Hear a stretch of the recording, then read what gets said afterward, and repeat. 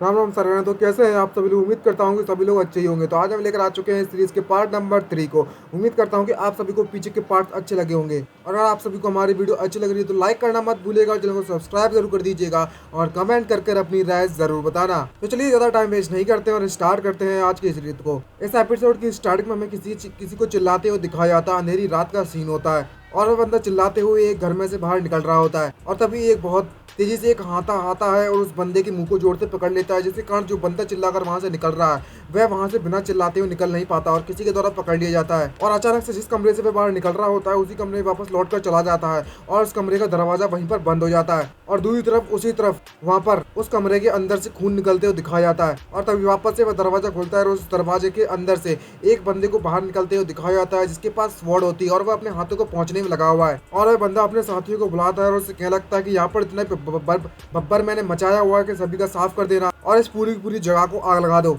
और तभी next scene में हमें दिखाया जाता है कि वह जो जिस घर में वहां पर बब्बर मचने में लगा हुआ था वह घर पूरी की पूरी आग में जल जाता है। और तभी नेक्स्ट मॉर्निंग का सीन दिखाया जाता है, वह घर पूरा जल जाता है और राख बन जाता है। और तभी नेक्स्ट मॉर्निंग में कुछ लोगों को आते हुए दिखाया जाता है, वह सिटी के गार्ड्स होते हैं जो कि यहाँ पर इंस्पेक्शन करने के लिए आए हुए हैं। और इस आग के जलने के कारण कई सारे लोगों की डेथ भी हो जाती है, ऐसा न्यूज में पता चलता है। और दूसरी तरफ यहाँ पर जो इन्वेस्टिगेशन चलने में लगी हुई होती है तभी हमारा जो हीरो है लिनफेंग वहाँ पर पहुंच जाता है घूमते फिरते और कुछ खाते हुए नजर घुमाती हुई तो उसकी तरफ देखता है तो किसी चीज को देखकर वह थोड़ा सरप्राइज होता है और वह एक शॉप पर जाकर कहने लगता है कि मुझे भी एक मिलेगा और वह अपना सामान लेने लगता है। दूसरी तरफ जो गार्ड होता है उसके बगल में ही खड़ा होकर सबको सुनना है और तभी भी वो अपनी खाने वाली चीज लेता है, बॉल्स। अब पता नहीं क्या है लेकिन जो भी है अच्छी लग रहा है दिखने में तो। और लिनफेंग इसको देखने के बाद काफी तो खुश होने लगता है और उसे खाने वाला ही होता है। तभी पीछे से आकर उसके कंधे पर कोई हाथ रख देता है और कहने लगता है, हे लिनफेंग। मैंने सही कहा ना? जैसे लिनफेंग उसको खाने वाला होता है तो उसकी जो डिश होती है वो डायरेक्टली जमीन पर जाकर गिर जाती है, जिसके कारण देखकर लिनफेंग कहीं तो उदास होता है और वो वहीं पर रोना चालू कर देता है। जो बंदा उसके पास आया होता है उससे कहने लगता है,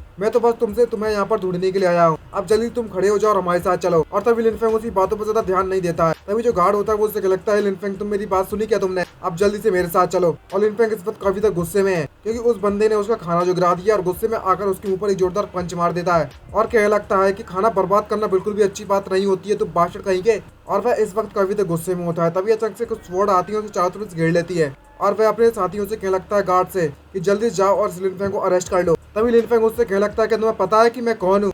आओ आप मुझे अरेस्ट करके दिखाओ, तुम बस अपने आप को बेवकूफ बना रहे हो और ऐसे ही किसी की गर्दन पर अपनी आकर स्वॉर्ड रख दे रहे हो। तभी जो गार्ड होता है वो उससे कहने लगता है, ऑफ कोर्स मुझे पता है कि आखिरकार तुम हो कौन? तुम साउदर्न प्रिंस हो, आई मीन साउदर्न चू के प्रिंस हो, जो यहाँ की प्रिंसेस से, क्राउन प्रिंसेस से शादी हुई है उनकी, या फिर मैरिड होगा या होगी पता नहीं है। पर इनकी सिर्फ भाई इनकी कल्चर के बारे में मुझे ज्यादा कुछ पता नहीं है कि शादी हो गई या नहीं हुई है, बट जो भी अपन तो मान के चलेंगे कि हो गई। और तभी जो गार्ड्स होते हैं वो लिनफेंग को गर्दन पर स्वॉर्ड रखकर उसके साथ ले जाते हैं और उसे जाते हुए कोई दिख रहा होता है और ये और कोई नहीं है बल्कि मैं वही प्रिंस है।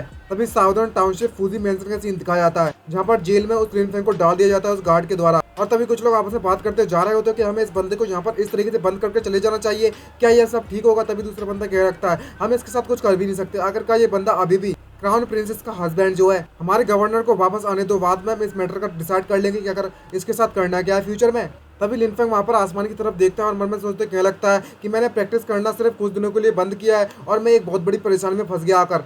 यूनलिंग आखिरकार तुम हो कहाँ पर? मैं यहाँ पर एक बहुत बड़ी मुसीबत में फंस गया हूँ। तभी दूसरी तरफ इतना बंदा सोच ही रहा होता है लिनफेंग, तभी पीछे से एक बंदे को लेकर आता है और वह गार्ड और जबरदस्ती उस बंदे को वहाँ पर कैद कर ले जा रहे होते हैं। तभी लिनफेंग उस बंदे को देखता है तो वो बंदा गुस्से में घुर्राने लगता है उसको लिनफेंग को देखने के बाद। और वो बंदा लिनफेंग को देखने के बाद चिल्लाने लगता है और उससे कहने लगता है कि आखिरकार तुम मुझे क्या देखने में लगे हुए हो? क्या तुम्हें परेशानी है मेरे जाने हो यहाँ पर होने से? तुम्हें भी पता है कि मैं कौन हूँ? मैं क्यू ट्रांसफॉर्मेशन रियलमी का बंदा हूँ और हम दोनों के दोनों ही एक सेम रियलमी पर हैं। अगर तुमने मुझे बुरी तरीके से पीट भी दिया है तो मैं बिल्कुल भी कंप्लेंट नहीं करूंगा, लेकिन मैं भी तुम्हें बिल्कुल बुरी तरीके से पीटने वाला हूँ। और भाई उल्टा वाला लिनफेंग से कहने लगता है, लेकिन लिनफेंग कुछ भी समझ में नहीं आ रहा होता कि इस बंदे को तो मैं बिल्कुल भी जानता नहीं हूँ, तो आखिरकार ये इतना भड़क क्यों रहा है देखने के बाद। और लिनफेंग टोटली कंफ्यूज होता है। दूसरी तरफ जो जिस बंदे को गार्ड लेकर आए होते हैं वो उससे कहने लगता है, जल्दी मारो मुझे, मारो मुझे, मारो, ओ भाई मारो मुझे। अगर मुझे इन गार्ड्स के द्वारा नहीं रोका गया होता तो मैं तुम्हारी बुरी हालत कर देता और तुम्हारे पिछवाड़े पर इतनी लातें मारता ना कि तुम्हारी पिछवाड़ा भी सूज जाता और बैठने लायक नहीं बचते। और तुम्हारा जो चेहरा दिख रहा है ना कुत्ते जैसा, इसको भी इतना ज्यादा बुरी तरीके से पीटता है कि तुम्हारे पप्पा भी नहीं पहचान पाते जब तुम अपने घर पर वापस जाते तब। और तभी जो गार्ड्स होते हैं उस बंदे को उसी जेल में बंद कर देते हैं जिस जगह पर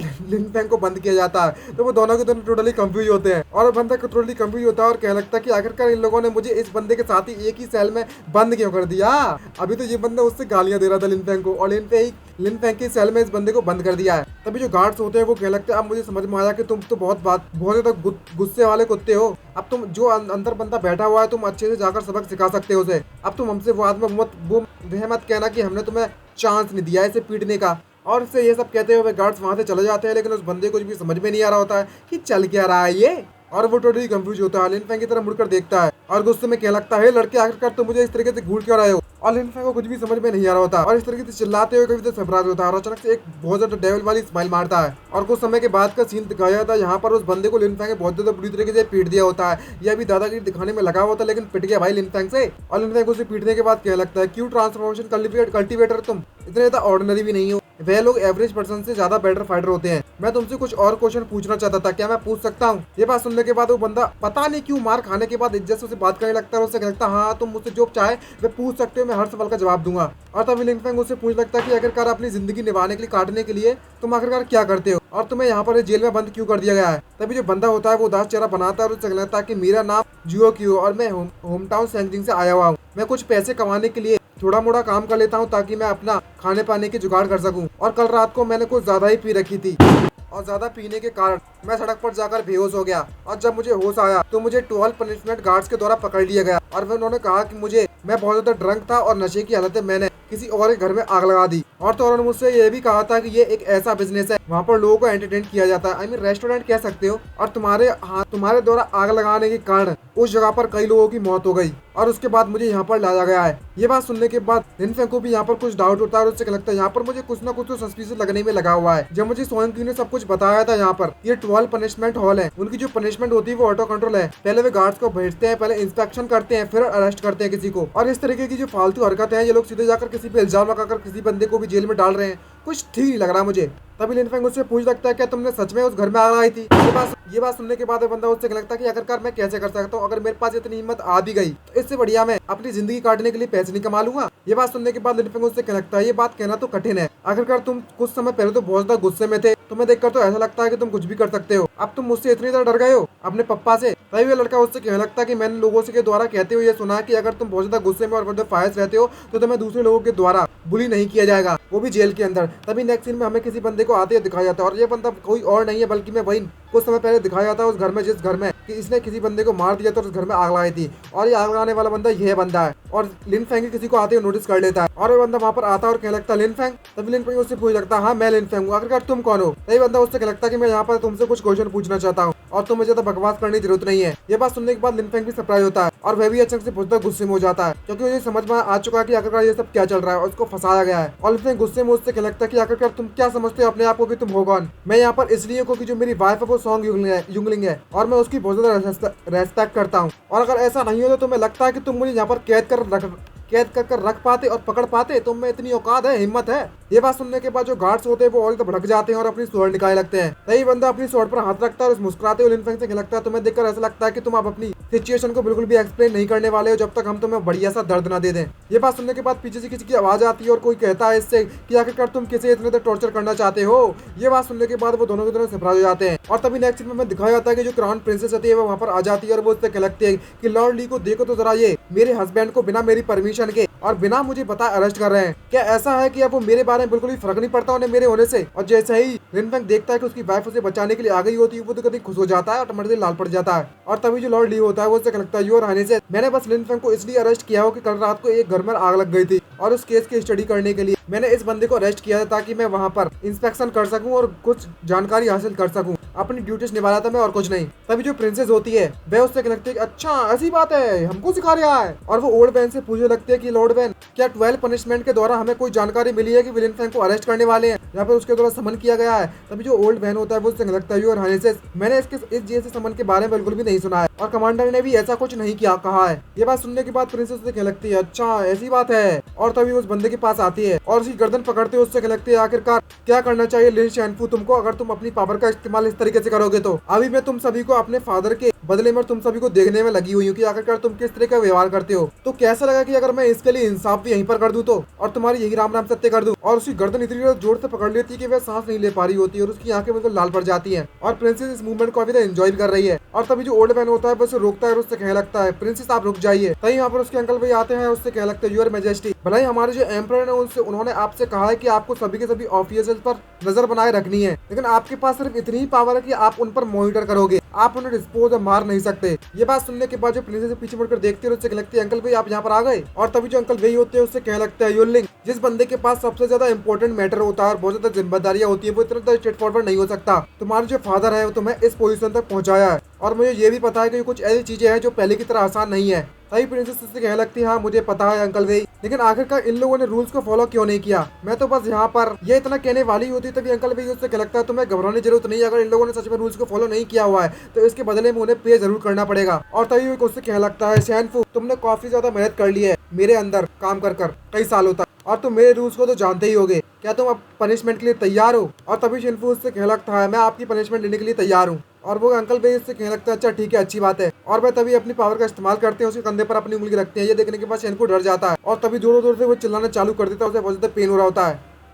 जो अंकल वेई होते हैं उन्होंने उसके कंधे की हड्डियां तोड़ दी होती हैं और अंकल वेई उससे कहने लगते हैं, योर हमेशा आप लिन फैंग को यहाँ से लेकर जा सकते हो। और तभी प्रिंसेस उससे कहने लगती है, आपका बहुत बहुत शुक्रिया अंकल भाई, लेकिन अगर अगली बार भले ही आप मुझे रोकने के लिए क्यों ना आ जाए और किसी को बचाने के लिए आ जाए, लेकिन अगली बार ऐसा हुआ तो आप समझ सकते हो कि मैं बिल्कुल भी टॉलरेट नहीं करूंगी इस बात को। ये बात सुनने के बाद अंकल भाई के पसीने छूट जाते हैं और उससे कहती है, अच्छा ठीक है मैं समझ गया। और लिन फैंग को जेल से निकाल दिया जाता है और पीछे पे बंदा भी उसके साथ वही खड़ा होता है। और तभी लिन फैंग इसको इतनी ज्यादा देखने के बाद खुश हो जाता है और उससे कहने लगता है, योलिंग तुम मुझे बचाने के लिए आ ही गई। और कहती भाई साहब क्या ही बताऊं मैं। और खुश होते हुए डायरेक्टली उस क्राउन प्रिंसेस से गले लग जाता है और बड़े बड़े गुब्बारों के मजे उठाने लगता है। तभी प्रिंसेस उससे कहने लगती है, जरा देखो तो जरा तुम कितने ज्यादा क्यूट हो यार, मैं यहाँ पर तुम्हें बचाने के लिए आ चुकी हूँ, अब तुम पर कोई भी आरोप नहीं लगा सकता उल्टा सीधा। तभी जो बंदा होता है जिस लड़के को पहले पकड़ कर लाया गया था, वो उसको ये सीन को देखने के बाद मन में सोचते कह लगता है, इसमें कोई दोहराई वाली बात नहीं है कि ये बंदा इतना ज्यादा बूढ़ा नहीं है, मतलब बड़ा नहीं है, लेकिन इसकी जो कल्टिवेशन है वो मुझसे ज्यादा हाई है। अब मुझे समझ में आया कि इसका ख्याल तो एक बहुत बड़ी रिच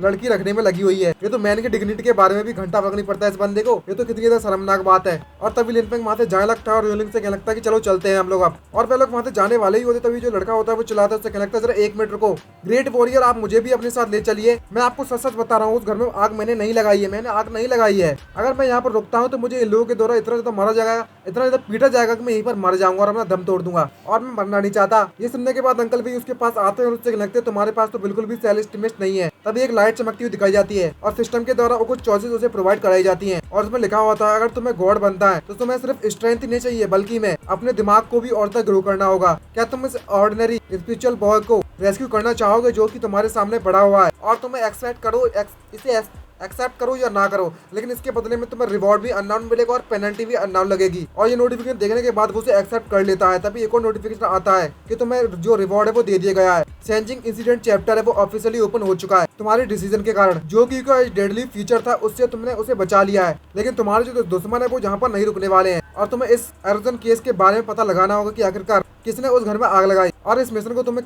कंपलसरी कंप्लीट करना होगा और तुम इसे मना नहीं कर सकते हैं और आपसे अपना हर एक कदम फूक कर रखना होगा। ये बात सुनने के बाद लिन फैंग को कुछ भी समझ में नहीं आ रहा होता और इससे लगता है, द चेंजिंग इंसिडेंट, आखिरकार ये क्या चीज है, और अगर मैंने जुओकी को नहीं बचाया होता ताकि ये बंदा यहीं पर मारा जाता। लगता है कि यहाँ पर कुछ ना कुछ तो गड़बड़ चल रही है। और तभी वो जाकर प्रिंसेस के कान में कुछ बड़बड़ाने लगता है। ये बात सुनने के बाद जो गार्ड्स होते हैं वो चिल्लाते उससे कहते हैं लिन फैंग से, तुम आखिरकार क्या बड़बड़ा रहे हो। तभी उसका जो शैन फेंग होता है वो उसे रोक लेता है और उसे वहां पर मूव करने से मना कर देता है। और तभी प्रिंसेस उसकी बात सुनने के बाद हंसने लगती है। तभी जो क्राउन प्रिंसेस होती है वो उससे कहने लगती है कि अगर किसी ने यहाँ पर कोई गलती की है तो उसे नॉर्दर्न डिपार्टमेंट में डिटेन किया जाता है। तो ये साउदर्न डिपार्टमेंट है उसका इस इंटरनल सुपरविजन से कुछ भी लेना देना नहीं है। आपको ऐसा नहीं लगता है लॉर्ड वेन। ये बात सुनने के बाद जो बटलर लॉर्ड वेन होता है वो उससे लगता है ऐसा ही होना चाहिए। ये बात सुनने के बाद जो लड़का होता है वो काफी तक खुश हो जाता है। और तभी शैनफुंग होता है वो उससे कहने लगता है, अगर आप ऐसा करते हैं तो लॉर्ड वेन है इससे बहुत आपको बहुत ज्यादा परेशानियों का सामना करना पड़ेगा फ्यूचर में। और प्रिंसेस उसे गुस्से वाली नजरों से पीछे मुड़कर देखती है और उससे कहती है कि हम लोग चलते हैं लिन फैंग। और लिन फैंग पीछे मिटते हुए चढ़ाते वहां से जाने लगता है और मन में सोचते लगता है शैनफू, और एक दूसरे को तिरछी निगाहों से देखते हैं। तभी जो अंकल वे होते हैं वो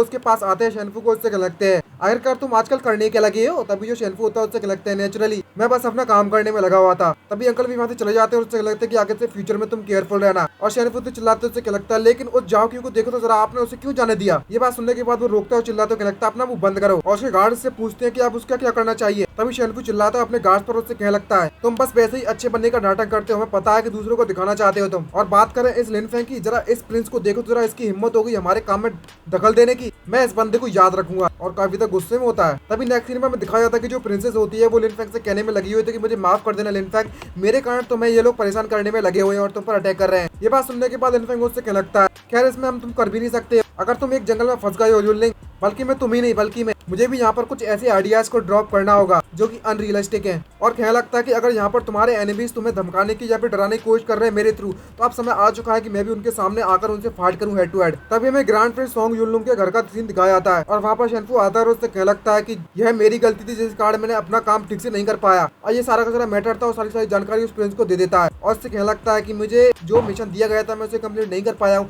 इसके लिए मैं आपसे माफी मांगता हूँ, आप जो चाहे पनिशमेंट मुझे दे सकते हैं। ये बात सुनने के बाद वह प्रिंस भी काफी गुस्से में होता है और उससे कहने लगता है शेनफू मुझे एक बात बताओ कि अगर तुम मेरे एरिया में कब से लिए मेरे लिए काम कर रहे हो। और वो शेनफू उससे कहने लगता है मुझे 5 साल हो चुके हैं। और तभी प्रिंस उससे कहने लगता है कि उस इंसिडेंट के हुए 5 साल गुजर चुके हैं, इसमें कोई दोहराए वाली बात नहीं है कि तुम यहाँ पर बहुत ज्यादा आसानी से चीजों को इग्नोर करना सीख गए हो। और इस वक्त प्रिंस काफी तक गुस्से में है। ये बात सुनने के बाद जो शेनफू होता है वो डर जाता है और वो कहने लगता है मुझे तो मर जाना चाहिए। और प्रिंस उससे कहने लगता है कि जब तुम यहाँ पर आए थे मेरे लिए काम करने के लिए 5 साल पहले, तो उस समय पर तुम्हारी हालत बहुत ज्यादा खराब थी और तुमने इतनी ज्यादा मेहनत की, उसके कारण मैं यहाँ तक आज पर पहुंच पाया हूँ अपनी इस पोजीशन पर। और सिटी गेट के पास जो हादसा हुआ था उस 5 साल पहले, जो साउदर्न हेवनली किंगडम के जो लोग हैं उन्होंने ओपन वेस्टर्न क्वीन एम्पायर पर अटैक किया था और तुमने इस बात को बिल्कुल भी नोटिस नहीं किया, लेकिन फादर ने इस मैटर को इन्वेस्टिगेट करना चालू कर दिया है, वो भी सीरियसली। मैं तुमसे कहा था कि उस समय पर जो भी भब्बर मचा हुआ था तुम्हें उस जगह के सारे मैटर को साफ करना है, क्लियर करना है और कोई भी ट्रेस नहीं छोड़ना है। और तुमने इस मैटर को सॉल्व करने के लिए रास्ते में से एक बंदे को उठाया और उस पर सारा का सारा इल्जाम डाल दिया। क्या तुमने अपने साथियों को बिल्कुल भी कोई फर्क नहीं पड़ता? तुम्हें लगता है कि तुम बहुत ज्यादा स्मार्ट हो इस दुनिया में? और उस बंदे को मार देता है शेनफू, मारता नहीं मतलब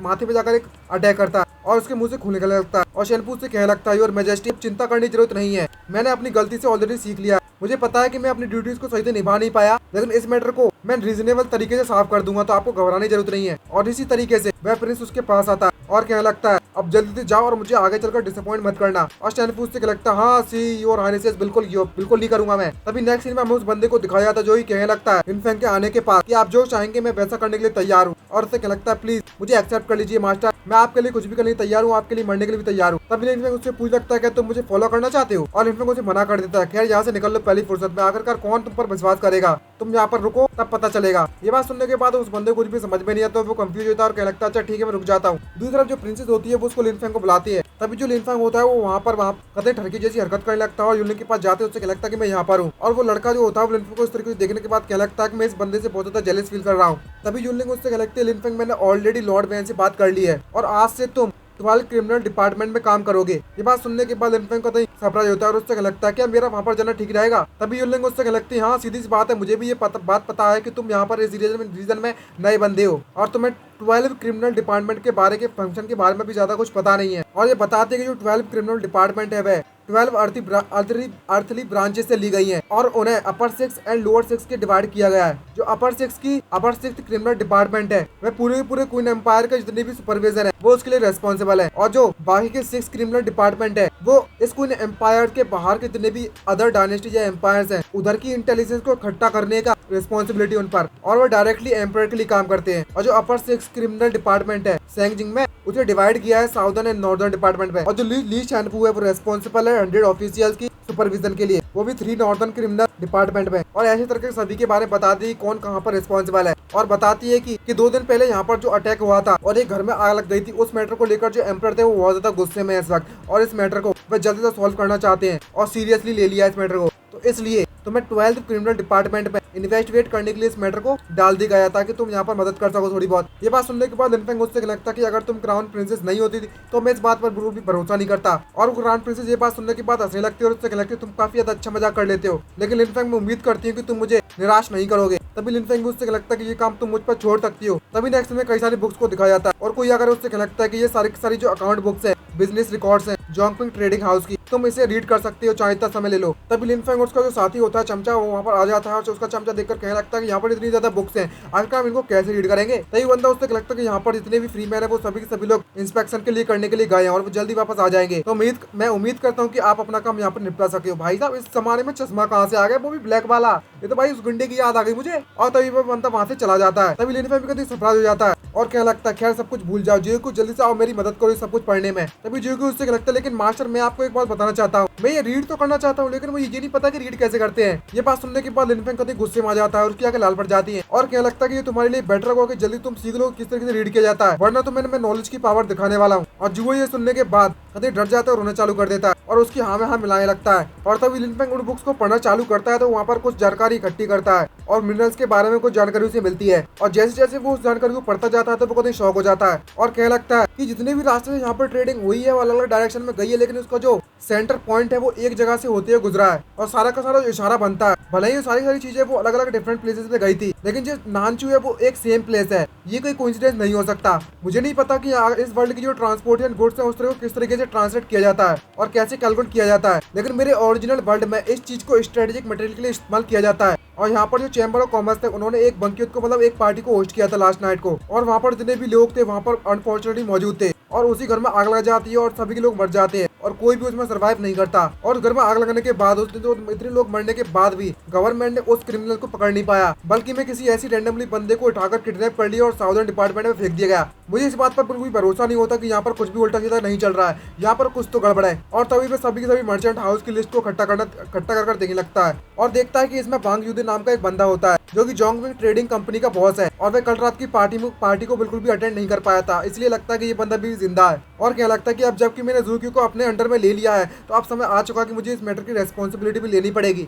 और मेरी प्रिडिक्शन अगर सही है तो वांग यूदे आज मारा जाएगा। तभी लिनफेंग खड़ा होता है और जूक्यू को अपने पास बुलाता है और क्या लगता है कि तुम मेरे साथ चलो। ये बात सुनने के बाद जूक्यू को दिखाया जाता है कि वो अभी भी पढ़ने में लगा हुआ है और उससे क्या लगता है हाँ मैं चलता हूँ। तभी जो लिनफेंग होता है वो उससे लगता है कि मैंने तुम्हें नहीं सिखाया था किस तरीके से पिनियन किया जाता है, क्या तुम्हें अभी भी समझ में नहीं आया कुछ भी। और उसे पूछ लगता है कि अगर कर तुम इस वर्ड को किस तरीके से प्रोनाउंस करोगे, रीड करके दिखाओ। और तभी वो उसको रीड करने की कोशिश करता है लेकिन ढंग से पढ़ नहीं पाता। ये बात सुनने के बाद उसकी सटक जाती लिनफेंग की और क्या लगता है क्या तुमने अपनी जीप को काट लिया है। और तभी दूसरे वर्ड के बारे में पूछता है लेकिन फिर भी वो उस वर्ड को रीड नहीं कर पाता। ये बात सुनने के बाद वो बहुत ज्यादा गुस्सा होता है और उसे लगता है मैं इस बारे में बिल्कुल भी नहीं सोचा था कि मैं किसी ऐसे बंदे से मिलूंगा जो कि दो वर्ड के बीच का डिफरेंस भी पता न लगा पाए। और दूसरे पर हमें नेक्स्ट सीन में दिखाया जाता है कि जो लिनफेंग होता है वो जूक्यू की गर्दन को कपड़े को पकड़ता है, उड़ाकर लेना चालू कर देता है और कह जाते उम्र में सोचते लगता है कि हमें जल्द से जल्द इस मैटर को सॉल्व करना होगा और लोगों को मरने से बचाना होगा। दूसरी तरफ से जूक्यू होता है वो बहुत ज्यादा परेशान होता है, उसे लगता है कि मुझे यहाँ पर उल्टी आने वाली है ऐसा महसूस हो रहा है। और लिनफेंग की स्पीड काफी तेज होती है, बात तो बनती है यार। और वो एक घर के सामने पहुंच जाता है और जोर जोर से चिल्लाने लगता है वांग यूदे, और अंदर घुस जाता है दरवाजा तोड़ते हुए और कह लगता है कि क्या वांग यूदे यहाँ पर मौजूद है। और अंदर आकर देखता है तो हर जगह सिर्फ साइलेंस होता है और कहता है कि यहाँ पर तो कोई भी मौजूद नहीं है। और जोक्यू उसे पूछ लगता है क्या तुमने काफी उल्टी कर लिया, क्या अब तुम्हारे लिए काफी हो गया इतना। तभी जोक्यू कह लगता है हाँ मेरा खत्म होने वाला है और थूकने लगता है फिर से। और तभी वहाँ पर बहुत सन्नाटा होने का उसे कुछ गड़बड़ महसूस होती है और उससे पूछ लगता है जाओ कि एक बात बताओ, तुम्हें यहाँ पर सेंजिंग में रहते रहते काफी साल हो चुके हैं, क्या तुम इस फैमिली को जानते हो। तब जोक्यू से कह लगता है हाँ मैं इस बंदे को जानता हूँ, इस फैमिली को। ये वेस्ट साइड में है, ये एक ऐसी जगह है जहाँ पर गरीब लोग रहते हैं और मास्टर वांग की एक ऐसी रेजिडेंस ऐसा घर है जहाँ पर हम आने की कोशिश करते हैं और इस पूरे एरिया में ये अकेला ऐसा घर है। और जब हमारे पास कुछ भी समय नहीं बचा करता तो हम ये देखना चाहते थे कि जो वांग फैमिली की यंग लेडी है वो किस तरीके से दिखाई देती है, लेकिन बदकिस्मती से हमें उसे देखने का एक भी बार मौका नहीं मिला। तभी अंदर से हमें किसी लड़की को आते हुए दिखाया जाता है। ये देखने के बाद लिनफेंग चिल्लाते उससे लगता है कि कौन है वहाँ पर, और वो डायरेक्टली फुल स्पीड में उसकी तरफ बढ़ने लगता है। और जैसे ही अंदर आता है तो वहाँ पर दिखाया जाता है कि एक जो बंदा होता है वो स्वॉर्ड लेकर उस पर अटैक करने लगता है और लिनफेंग उसे नोटिस कर लेता है और लिनफेंग के काफी ज्यादा नजदीक आ चुकी होती है स्वॉर्ड, और उस स्वॉर्ड के अटैक को वो डॉज भी कर लेता है और वो पीछे हट जाता है। दूसरा हमें दिखाया था जूक्यू को जो कि इतने पावरफुल अटैक को बिल्कुल देखने के बाद डर जाता है और दीवार के पीछे छुप जाता है। और जो असासिन होता है वो बिल्कुल भी रुकता नहीं है और वो लगातार लिनफेंग पर अटैक करने लगता है उसे मारने के लिए, लेकिन लिनफेंग ज्यादा पावरफुल होता है और वो उससे बच जाता है बिना किसी परेशान और अपने ड्रैगन फिस्ट का इस्तेमाल करता है, जिसके कारण वहाँ पर एक जोरदार धमाका होता है और जो असासिन होता है जो उसे मारने के लिए आया होता है उसको चोट लग जाती है और वो देखता है कि आखिरकार लिनफेंग का गायब हो गया और वो देखता है कि लिनफेंग होता है वो उसके ऊपर उसको किक करने के लिए आ रहा है। ये देखने के बाद असासिन भी बहुत डर जाता है, उसके पसीने छूट जाते हैं और देखता है कि लिनफेंग तो बहुत ज्यादा पावरफुल है और लिनफेंग उसके मुंह पर एक जोरदार किक मारता है, जिसके कारण वहाँ का जो उस पर पूरा जो एरिया होता है वहाँ पर जोरदार धमाका होता है और जो असासिन होता है वो उस घर को तोड़ते हुए एक दीवार से लाकर टकरा जाता है और उसकी बैंड बच जाती है। लिनफेंग को आते हुए दिखाया जाता है, कूल लग रहा है ना। और दूसरी तरफ हमें एक लड़की को हाथ दिखाया जाता है जो कि लिनफेंग को पैर पकड़ती है, उससे लगती है मेरी मदद करो। तो लिनफेंग उसे देखता है और उससे लगता है तुम कौन हो। और तभी हमें एक लड़की को दिखाया जाता है जो कि रोती है, उससे लगती है और बताती है कि मेरा नाम वांग यूनकुइंग है और मेरे फादर। इतना कहते हुए वहाँ पर बेहोश हो जाती है। तभी हमें उस असासिन को दिखाया जाता है जो कि एक टैबलेट लेने लगता है और उस टैबलेट को लेने के बाद उसके मुंह से बहुत ज्यादा बुरी तरीके से झाग निकलने लगते हैं और जो टैबलेट लेने के बाद वो असासिन होता है वो और द पावरफुल बन जाता है और डायरेक्टली लिनफेंग को अटैक करने लगता है और लिनफेंग उस बात को नोटिस कर लेता है और उसका अपने तरफ आते हुए देख लेता है। और तभी वहाँ पर एक जोरदार धमाका होता है और उस धमाके के कारण वहाँ पर आसपास के जितने भी गार्ड्स होते हैं मुझे नोटिस कर लेते हैं और क्या लगता है कि आखिर यहाँ पर चल क्या रहा है और वैश की तरफ हो क्या रहा है। तभी दूसरा गार्ड क्या लगता है मुझे भी इसके बारे में नहीं पता हुआ है और मैंने तो ये भी नहीं सुना है कि वेस्ट साइड में आज के केस को निपटाने के लिए कौन गया है। तभी हमें रेड हायर बंदे को दिखाया था और क्या लगता है कि अपना मुंह बंद करो और मुझे फॉलो करो और अपने सिपाहियों से क्या लगता है कि तुम लोग यहाँ से जाओ और वहाँ पर अदर कमांडर ऑफिसर्स हैं उन सभी को इन्फॉर्म कर दो और बाकी के जो लोग हैं वो मेरे साथ चलेंगे। कोई फर्क नहीं पड़ता कि वहाँ पर क्या चल रहा है, हमें सबसे पहले वहाँ की सिचुएशन को कंट्रोल करना होगा और इतने तो भब्बर मचने नहीं दे सकते वहाँ पर हम। और सभी लोग वहाँ से फुल स्पीड में गायब होते चले जाते हैं और हमें दिखाया था कि उस जगह जगह पर फाइट चलने में लगी हुई होती है लिन फैंग और असजन की, वहाँ पर जोरदार के धमाके हो रहे होते हैं। और दूसरी तरफ जो क्वीन जुओ कुई होता है वो बहुत ज्यादा सरप्राइज होता है इतनी पावरफुल फाइट देखने के बाद और उसकी आंखें फटी फटी रह जाती हैं और वो उस लड़की को पकड़े हुआ है अपनी बाहों में और देखता है कि लिन फैंग ने उस असजन के बंदे पर एक जोरदार अटैक कर दिया है और लिन फैंग को कोई परेशानी नहीं हो रही होती उसे हराने में। और मैंने में सोचते लिन फैंग कहने लगता है कि ये बंदा पूरी तरीके से पगला गया है क्या, ये इस तरीके की डेस्परेट फाइटिंग स्टाइल का इस्तेमाल करने में लगा मुझसे फाइट करने के लिए, वो भी इस बंदे का दिमाग ठिकाने पर नहीं लग तो रहा है। और तभी हमें लिन फैंग को दिखाया जाता है जो कि अपनी स्पिरिचुअल एनर्जी का इस्तेमाल करता है और स्वॉर्ड निकालकर एक जोरदार स्वॉर्ड टेक्निक का इस्तेमाल करता है जिसके कारण वहाँ पर एनर्जी की वेव निकलती है और जो वेव होती है वो डायरेक्टली उस असैसिन का जाकर हाथ काट देती है और जो असैसिन होता है और लिन फैंग उसके पास आते हुए उस असैसिन को एक जोरदार किक मारता है जिस कारण वो असैसिन दूर जाकर गिरता है और उस असैसिन की बहुत ज्यादा बुरी तरीके से हालत हो जाती है क्योंकि एक हाथ तो उसका कट चुका है और उसके पास इतनी ज्यादा एनर्जी भी नहीं बची होती है और उसके मुंह से भी खून निकलने लगता है। और तभी लिन फैंग उस असैसिन के पास आता है और उससे लगता है कि तुम्हें अननेसेसरी इतने स्ट्रगल करने की जरूरत नहीं है, आखिरकार अब मुझे जल्दी से बताओ अगर तुम्हें यहाँ पर किसने भेजा है। तो यहाँ पर सिस्टम का एक नोटिफिकेशन आता है और उससे कह लगता है यहाँ पर ऐसे कई लोग हैं जो कि अपनी डेस्टिनी को खुद कंट्रोल कर सकते हैं और जो बंदा तुम्हारे सामने बैठा हुआ है वो बहुत ज्यादा पुअर है और एक ऑर्डिनरी मैन है जिसकी लाइफ एंड डेथ तुम्हारे डिसीजन पर डिपेंड करती है। तो प्लीज चूज किए क्या तुम इस बंदे को मारना चाहते हो या नहीं मारना चाहते और इसका जो रिवॉर्ड है वो अननोन है। ये बात सुनने के बाद लिन फैंग कभी सरप्राइज हो जाता है और उसे कुछ भी समझ में नहीं आता और क्या लगता है क्या यह चीज भी चॉइस करने जैसी कुछ है क्या, अगर मैं इस बंदे को मार भी देता हूँ तो इससे कोई फर्क नहीं पड़ता और नॉट ऐसा नहीं भी कर सकता हूँ। तभी वो इतना सोचने में लगा होता है तभी जो असैसिन होता है वो स्वॉर्ड को पकड़ता है और उसके हाथ से खून निकलने लगता है। ये देखने के बाद लिन फैंग भी कभी सरप्राइज होता है और शॉक हो जाता है और वो देखता है कि उस असैसिन ने तो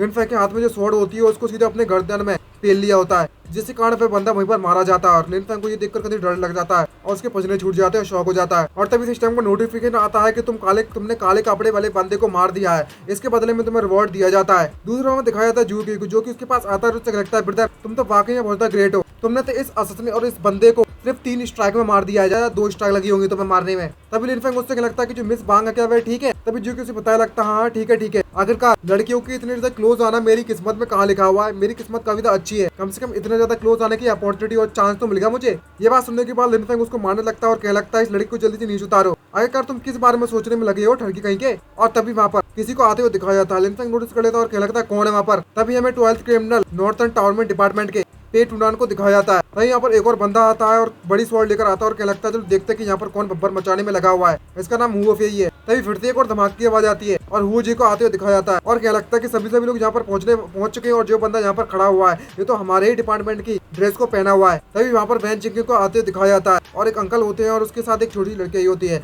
तभी जो दद्दू होते हैं मुझसे लगते हैं उस समय पर तुम वहाँ पर मुझे नहीं मिले थे इसलिए मैं तुम्हें वहाँ पर हेलो नहीं कह पाया था और सभी को बताता है कि जो सामने बंदा खड़ा हुआ है वह हमारी प्रिंसेस का फियांसे है और साधन चू का 6th प्रिंस है और इसका नाम लिन फैंग है जो कि सॉफ्ट राइस खाना पसंद करता है, समझ गए ना। और इस लड़की के बारे में बताया जाता है इसका नाम वैन यूली है, वैन जंगो की अडॉप्टेड डॉटर। तभी लिन फैंग ये सब सिचुएशन देखने के बाद टोटली कंफ्यूज होता है और क्या लगता है कि तुम्हें इस तरीके से कहने की जरूरत नहीं जब तुम मेरे बारे में किसी को बताओ तो कि मैं सॉफ्ट राइस खाने में लगा हुआ अंकल। ये बात सुनने के बाद अंकल भाई कहते हैं गुस्से में आ जाते हैं और उससे लगता है कि तुम्हारी हिम्मत कैसी है मुझे अंकल वैन कहने की, तुम मुझसे इतने ज्यादा क्लोज रिलेशन बनाने की कोशिश मत करो, ये तुम्हारे लिए अच्छा नहीं होगा। और अंकल तो खुद ही भड़क गए यार। ये बात सुनने के बाद लिन फैंग कहने लगता है कि यहाँ पर अभी भी ऐसे कितने ज्यादा लोग हैं जो कि मेरी शादी उस प्रिंसेस से होने के बाद बिल्कुल भी खुश नहीं है इस बात से। तभी लिन फैंग के पास उस छोटी सी लड़की का हाथ आता है, उसके कपड़े को पकड़ती है और लिन फैंग उसकी तरफ नीचे मुड़कर देखता है तो वो थोड़ा सा सरप्राइज भी होता है। और लड़की आने के बाद लिन फैंग से कहने लगती है कि आपको इतने तो गुस्सा होने की जरूरत नहीं लिटिल ब्रदर, आई मीन बड़े ब्रदर होगा, जो मेरे जो मास्टर है वह इस समय पर सिस्टर युलिंग की चिंता करने में लगे हुए हैं, इसलिए वे हमारी मेजेस्टी की यानी कि प्रिंसेस की जो डिसीजन है उससे बिल्कुल भी खुश नहीं है और मैं आप पर लुकडाउन भी बिल्कुल भी नहीं करती हूँ, तो मैं अपने मास्टर की तरफ से तुमसे माफी मांगती हूँ।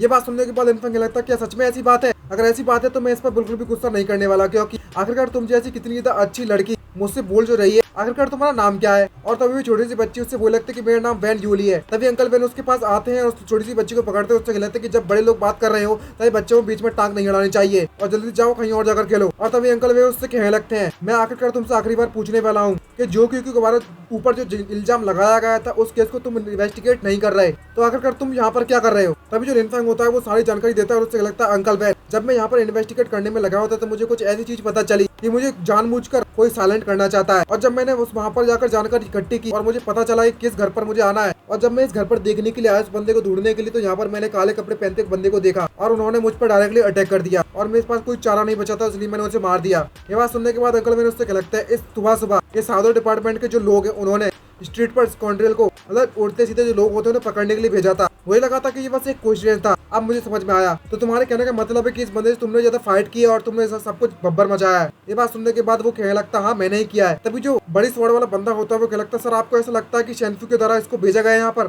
तभी वहाँ पर एक और बंदा होता है लुओ हुआन, वो उससे कहने लगता है वो फे तुम बस अपना समय बर्बाद करने में लगे हुए हो, और कहता है कि तुम सभी के सभी लोग नॉर्थ से हो। अगर मुझे जहाँ तक याद है तो यहाँ पर पूरा का पूरा जो इलाका है वो हमारे साउदर्न डिपार्टमेंट के अंडर में आता है और यहाँ पर एक नई पार्टी की एंट्री होती है। ये बात सुनने के बाद वो बंदा कहने लगता है जरा इस बंदे को देखो जरा जो कि लड़की जैसे दिख रहा है। ये बात सुनने के बाद जो लाल वाला दूसरा वाला बंदा होता है वो भड़क जाता है और वो डायरेक्टली उस पर अटैक करते हैं। उससे लगता है तुम्हें लगता है कि तुम अपनी टंग को और ज्यादा नहीं बचना चाहते हो। और तभी स्वॉर्ड वाला बंदा भी उस पर अटैक करता है और उससे लगता है कि मुझे कोई फर्क नहीं पड़ता कि अगर मैं तुम्हें सचमुच की लड़की में बदल दूं तो कैसा रहेगा। और दोनों के दोनों ऊपर फाइट करने लगते हैं। तभी जो को उस फाइट को देखते क्या लगता है क्या ये लोग सच में फाइट करने वाले हैं। तभी लिन फेंग वहाँ पर बैठ जाता है चिल मारकर, उससे क्या लगता है तुम्हें लगता है कि ये लोग सच में फाइट करेंगे यहाँ पर। तभी जो उससे क्या लगता है तो मैं यहाँ पर बैठकर सीट पर बैठकर देखता हूँ और शो के मजे लेता हूँ। तभी वहाँ पर एक बड़े बंदे को आते दिखाया जाता है जो कि उस बंदे को पकड़ लेता है और उससे लगता है बहुत हुआ वो फेक, तुम्हें यहाँ पर इतनी ज्यादा परेशानी खड़ी करने की जरूरत नहीं है। तभी जो येलो वाला बंदा होता है वो उससे लगता है वो जी तुम इस पागल कुत्ते को कंट्रोल में रखो तो ज्यादा बेटर रहेगा। अगर मैंने अगली बार ऐसे बात करने की मुझसे हिम्मत दिखाई तो मैं इसकी जुबान काट दूंगा और इसे मार दूंगा। तभी वहाँ पर वो रेड हेयर वाला बंदा आता है और उससे लगता है कि हम यहाँ पर बस आसपास के नेबर को इन्वेस्टिगेट करने में लगे हुए थे, लेकिन यहाँ पर भब्बर जब हमने सुना कि यहाँ पर कुछ भब्बर होने में लगा हुआ है तो यहाँ पर हम देखने के लिए आ गए हैं, तो हमें कोई गलत फहमी मत पालना हमारे लिए। तभी यहाँ पर जो बड़ी स्वॉर्ड वाला बंदा होता है वो क्या लगता है तू ना इस जाकर गुजी से कह दो कि मुझे जल्दी जल्दी छोड़ दे, ये मुझे बिल्कुल भी नहीं मार सकता अपने 7th लेवल के त्यान कल्टीवेशन के साथ। तभी तूना ने उससे कह लगता है कि 2 दिन पहले की बात है इसने 8th लेवल को क्रॉस कर लिया है। ये बात सुनने के बाद वे भी सरप्राइज हो जाता है और शर्माते हुए उससे कह लगता है अगर तुम्हारे पास सच में इतनी तो स्ट्रेंथ है और मुझे इस तरीके से तुम मेरी गर्दन को दबाओगे तो मैं मारा जाऊंगा, ऐसा मत करो यार, छोड़ दो। तभी यहाँ पर तूना आता है और मिस्टर बेन से कहने लगता है कि यहाँ पर जितना भी स्मोक हुआ था टाउन के जितने भी लोग उन्होंने उसको देख लिया है और जो हमारे लिए ज्यादा बेटर है कि यहाँ पर जो भी मैटर था हमें जल्दी जल्दी यहाँ के जितने भी सर्कमस्टेंसेस थे सभी की जानकारी हमें देना पड़ेगी और सारी की सारी जिम्मेदारी भी लेनी पड़ेगी। ये बात सुनने के बाद अंकल वे उससे कहने लगते हैं ये बात तुम्हारी सही है, माननी पड़ेगी। तो यहाँ पर जितना भी भब्बर मचा हुआ है तुम पर छोड़ता हूँ। आखिरकार फ्यूचर में तुम ही तो लिन फेंग को लीड करोगे। इसके जो शब्द हैं और इसके जो एक्शन है वो डायरेक्टली ग्रैंड प्रिंसेस को रिप्रेजेंट करते हैं। ये बात सुनने के सभी लोग उसे सैल्यूट करते हैं और वो अंकल वे वहाँ से जाने लगते हैं, अपनी डॉटर को लेकर वहाँ पर एक घंटे में गायब हो जाते हैं। और दूसरी तरफ जो लिन फेंग होता है वो कहने लगता है मुझे लगा था कि वह लोग यहाँ पर फाइट करेंगे, छे इन लोगों ने बिल्कुल ही फाइट नहीं की, मजा नहीं आया। और जो जूगी होता है वो भी कहने लगा था मुझे फाइट देखनी थी यार। ये बात सुनने के बाद जो बंदा होता है वो देखकर भड़क जाता है और उससे लगता है कि तुम दोनों के दोनों यहाँ पर क्यों नहीं आते हो, ये सब कुछ तुम्हारी कारण हो रहा है और आखिरकार तुम यहाँ पर बैठकर मजे कैसे उठा रहे हो। ये बात सुनने के बाद दोनों के दोनों डर जाते हैं और तभी येलो वाला वहां से चला जाता है और उससे कह लगता है अब जबकि लॉर्ड वू ने अब कुछ कह दिया है तो हमें बस यहाँ से जाना होगा, अब सारा का सारा जो मैटर हम तुम पर छोड़ते हैं। और जो ब्लू वाला बंदा होता है वो कह लगता है मुझे इस बात पर विश्वास नहीं होता कि ये बंदा वहां से बस ऐसे चला गया कुछ कहे बिना कुछ कहे। ये बात सुनने के बाद टकला भी कहने लगता है ये बात तो वियर्ड है, खैर अब हमें इसके बारे में ज्यादा नहीं सोचना चाहिए, हाँ भाई हमारे पास काम है जो करना है। तभी भी जो ब्लू वाला बंदा होता है वो कहने लगता है कि मैं भी जहाँ से चलता हूँ, मुझे भी काम है। अगर टूना ने मुझसे नहीं कहा होता उस कासल गेट के जो केस था उसे इन्वेस्ट करने के लिए, क्योंकि जो हमारे जो एम्परर है उन्होंने वह लोग उसे फोर्स करने में लगे हुए हैं जल्द से जल्द इस केस को क्लोज करने के लिए, और हम पर नजर बनाए रखे हैं कि इस केस को जल्दी जल्द सारी जानकारी उन तक पहुंचाया जाए। और वह लोग वहाँ से चले जाते हैं। तभी रेड हेयर वाला बंदा होता है वो कह लगता है कि मैं तुम्हारे ऊपर छोड़ता हूँ सारा का सारा काम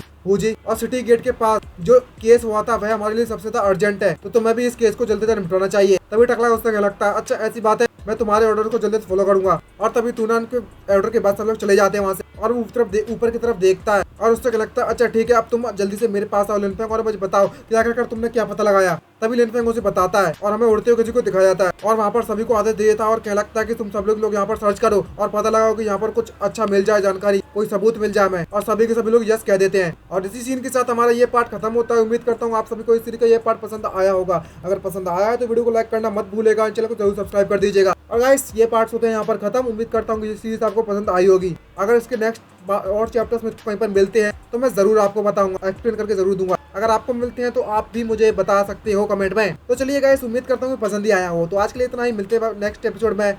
bye bye, see you, signing out.